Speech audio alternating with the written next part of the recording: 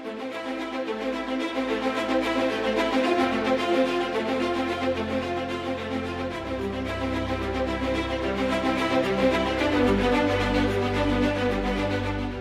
name's Perry Huck. I'm from Bosques Alegres. We started farming here in Portugal nearly 2 years ago now. Here we've planted in Monte Branco, we've planted 84 hectares of Guarda and Bellona. At the end of this year we'll be planting a further 70 hectares in the same farm.